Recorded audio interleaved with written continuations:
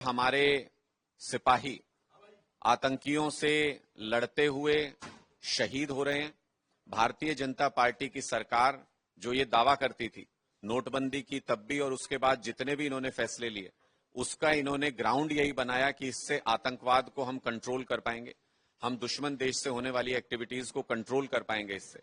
लेकिन बहुत दुख की बात है कि भारतीय जनता पार्टी की सरकार ने राजनीति तो खूब की इन विषयों के ऊपर, लेकिन देश के जवानों की रक्षा कैसे हो सकती है, देश के जवान कैसे सुरक्षित रह सकते हैं, देश में आतंकवाद को कैसे जड़ से खत्म किया जा सकता है, इसके बारे में एक ठोस प्लानिंग भारतीय जनता पार्टी की सरकार नहीं कर पाई, जिसके परिणाम स्वरूप कहीं चाइना का इन्वेजन देखने को मिलता है, कहीं पे आतंकियों से लड़ते हुए हमारे जवान शहीद हो रहे हैं। इस तरीके की घटनाओं को बहुत सख्ती से सरकार को निपटना चाहिए और आतंकियों की इन गतिविधियों के ऊपर एक माकूल रणनीति बना के, अच्छी रणनीति बना के इनको कंट्रोल किया जाना चाहिए था। भारतीय जनता पार्टी की मोदी सरकार पूरी तरह से आतंकी गतिविधियों को कंट्रोल करने में फेल साबित हुई है और लगातार जो इस तरीके की घटनाओं की खबरें आ रही हैं वो भारतीय जनता पार्टी की सरकार के इकबाल पर सवालिया निशान खड़ा करती हैं।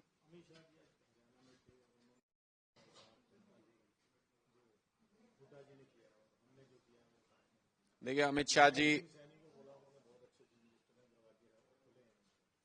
शाह जी अभी उत्तर प्रदेश में बल्ले बल्ले करा के आए हैं भारतीय जनता पार्टी की लोकसभा चुनाव में।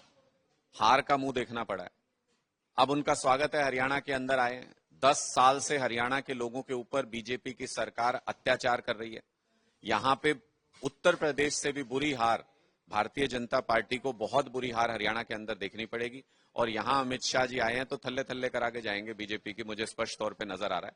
एक एक शहर में जहां अमित शाह जी जाएंगे वहां एक सवाल उनका सामना करेगा कि 25 लाख युवा बेरोजगार क्यों हैं हरियाणा के अंदर, हरियाणा के हर शहर में गोलियां कैसे चल रही हैं, गैंग्स कैसे पनप रहे हैं, फिरौती कैसे मांगी जा रही है, एक एक व्यक्ति असुरक्षित कैसे है हरियाणा का, और सुरक्षा के मामले में पूरे देश में सबसे निचले पायदान पर हरियाणा कैसे पहुंच गया, किसानों के ऊपर अत्याचार क्यों कर रही है बीजेपी की सरकार। ये तमाम सवाल पीछा करते रहेंगे अमित शाह जी का जहां जहां वो हरियाणा में जाएंगे।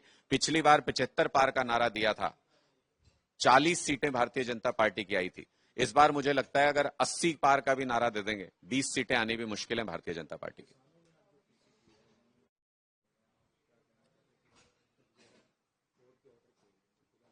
देखिए, मुझे लगता है कि दो बहुत स्पष्ट चीजें हैं।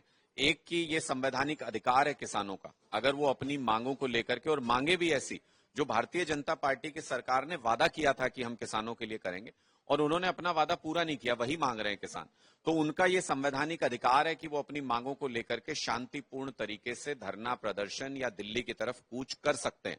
केंद्र सरकार को उन्हें जगह देनी चाहिए कि अपना वो आंदोलन चला सकें प्रॉपर तरीके से, और आम आवाजाही भी होती रहे, ये सुनिश्चित करना केंद्र सरकार का काम है।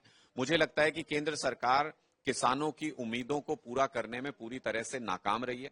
मोदी जी ने किसानों से जो बार बार हर चुनाव में जो वादे किए, उनमें से कोई भी वादा मोदी सरकार, केंद्र सरकार पूरा नहीं कर पाई है और सिर्फ किसानों के ऊपर अत्याचार करने का काम बीजेपी की सरकार ने किया है। हाईकोर्ट के स्पष्ट आदेश होने के बावजूद भी माननीय उच्च न्यायालय ने यह कहा था 10 जुलाई के आदेश में कि 7 दिन के अंदर हरियाणा सरकार को शंभू बॉर्डर से पुलिस हटानी है, वहां से बैरिकेड्स हटा देने।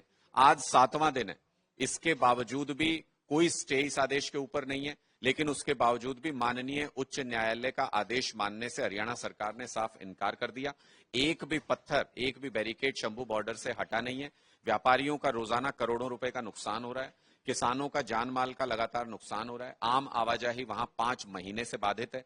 लेकिन इन सारी चीजों से बीजेपी का कोई लेना देना नहीं, कोई प्रताड़ित हो, कोई परेशान हो, वो सिर्फ और सिर्फ अपनी तानाशाही का मन बना चुके हैं और कोर्ट के आदेश मानने से भी अब स्पष्ट तौर पर इनकार कर रहे हैं। नहीं, देखिए, जिनकी एप्लीकेशन पर ये आदेश हाईकोर्ट में आया था, मुझे उम्मीद है कि वो जाएंगे, कंटेम्प्ट पिटीशन में जरूर जाएंगे। हाईकोर्ट ने स्पष्ट तौर पर माननीय हाईकोर्ट के आदेश की अवहेलना हरियाणा की बीजेपी सरकार कर रही है। 7 दिन के अंदर बैरिकेड्स हटाने का आदेश था, उसको मानने से स्पष्ट तौर पर इनकार कर दिया प्रैक्टिकली हरियाणा सरकार ने।